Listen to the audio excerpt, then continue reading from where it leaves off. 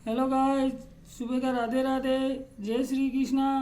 तो गाइस, आज हम आपको बहुत ही अच्छी कथा सुनाने जा रहे हैं, द्रौपदी स्वयंवर।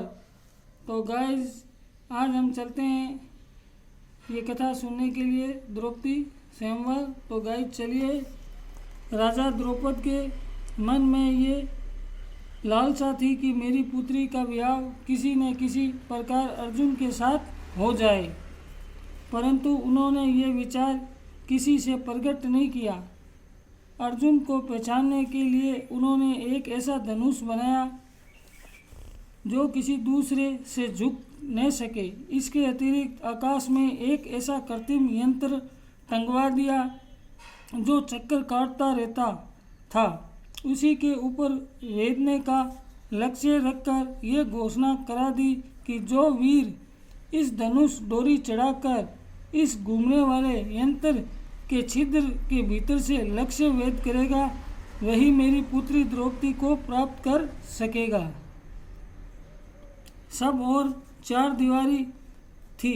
इसके भीतर रंग मंडल के चारों तरफ ऊंचे और श्वेत रंग के गगन जुम्बी महल बने हुए थे। विचित्र छह वेदों से उस सभा भवन को सब की ओर से सजाया गया। फर्श तथा दीवारों पर मणि एवं रत्न जड़े हुए थे। सुखपूर्वक चढ़ने हेतु सीढ़ियाँ लगी थी। बड़े बड़े आसन तथा बिछावने आदि बिछाए गए। बहुमूल्य अगरू धूप की सुगंध चारों ओर फैल रही थी। उत्सव के 16वें दिन ऋषि मुनि, देश के राजा, राजकुमार, ब्राह्मण, प्रजाजनों से सभा मंडल खचाखच भर गया। कौरवों के षड्यंत्र के कारण पांडव भी ब्राह्मण वेश में ब्राह्मण मंडली में जा बैठे।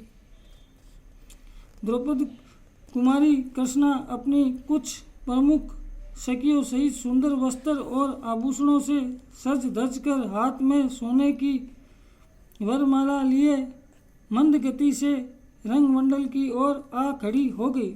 इस बीच द्रौपदी का भाई धृष्टद्युम्न अपनी बहन के पास खड़े होकर मधुर एवं प्रिय वाणी से ये कहकर, जो इस धनुष बाण से लक्ष्य भेदन करेगा उसे द्रौपदी वरमाला पहनाएगी, जाकर अपने स्थान पर बैठ गया।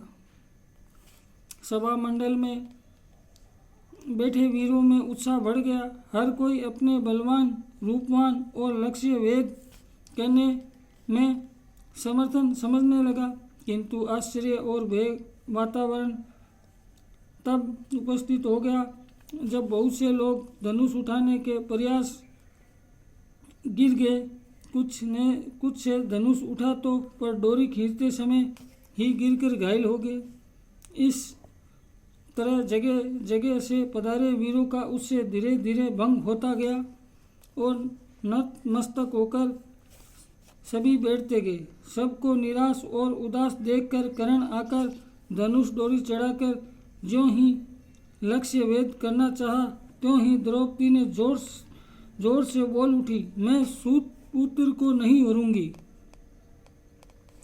कर्ण ने यह सुनकर ईर्ष्या भरी हंसी के साथ सूर्य को देखकर धनुष नीचे रख दिया। इस प्रकार बड़े बड़े प्रभावशाली वीर लक्ष्य भेद न कर सके। सारा समाज सहम गया। लक्ष्य भेद की बातचीत तक बंद हो गई। उसी समय ब्राह्मणों के समाज में अर्जुन खड़े हो गए। अब तो सभी आश्चर्य तथा विस्मय से अर्जुन को देखने लगे। कोई सोचने लगा कि जिस धनुष को बड़े बड़े राजा ने उठा सका, भला उसे ये ब्राह्मण कैसे उठाएगा। कहीं ब्राह्मणों की हंसी तो न कराएगा, कहीं इसके कारण राजा लोग ब्राह्मणों से देश न करने लगे। जिस ब्राह्मणों में नाना प्रकार की बातें हो रही थी, उसी समय अर्जुन धनुष के पास पहुंच गए। सभी लोग की आंख अर्जुन पर तरह जम भी नहीं पाई थी कि उन्होंने बड़ी आसानी से धनुष डोरी चढ़ा दी। ब्राह्मणों ने लक्ष्य भेद कर बाण से लक्ष्य भेद कर जमीन पर गिरा दिया। अर्जुन ने लक्ष्य भेद होते ही सभा मंडल में महान आनंद कोलाहल छा गया। अर्जुन के सिर पर दिव्य पुष्पों की वर्षा होने लगी। ब्राह्मण हर्ष से भरकर अपने दुपट्टे हिलाने लगे। द्रौपदी ने प्रसन्नतापूर्वक अर्जुन के गले में वरमाला डाल दी।